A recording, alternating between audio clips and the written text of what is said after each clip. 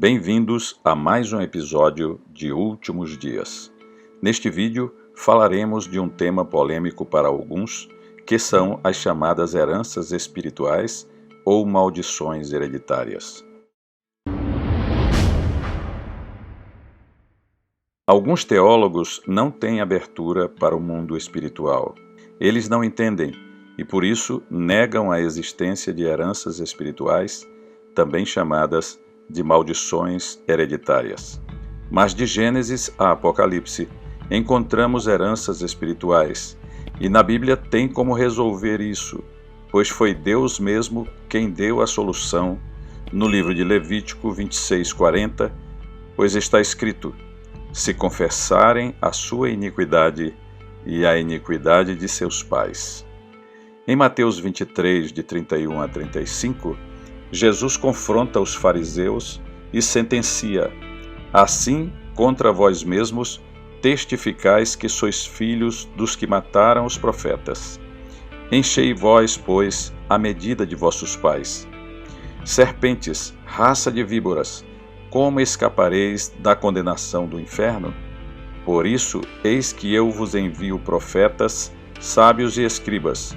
A uns matareis e crucificareis, a outros açoitareis nas vossas sinagogas e perseguireis de cidade em cidade, para que sobre vós recaia todo o sangue justo derramado sobre a terra, desde o sangue do justo Abel até o sangue de Zacarias, filho de Baraquias, que vocês mataram entre o santuário e o altar.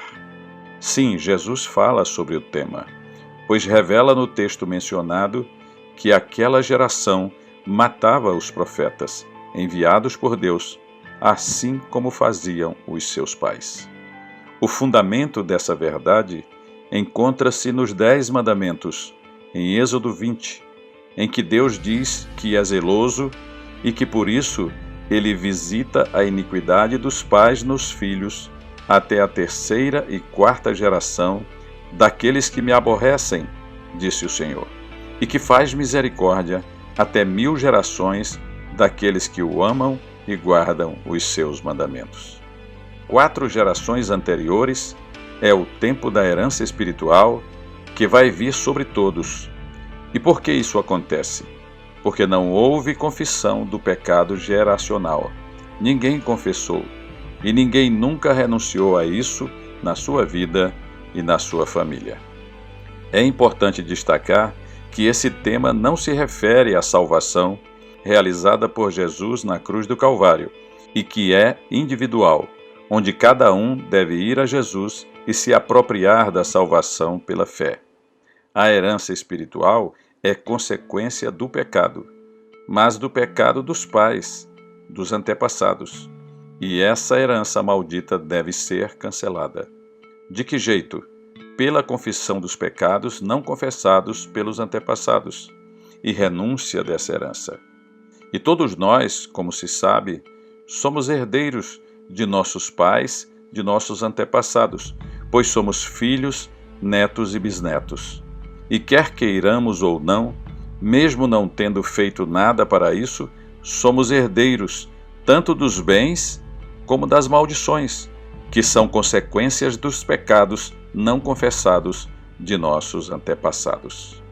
Veja o que ocorreu com Neemias no capítulo 1 do seu livro, quando ele fez orações por Jerusalém e pelos que ficaram naquela terra e não foram exilados.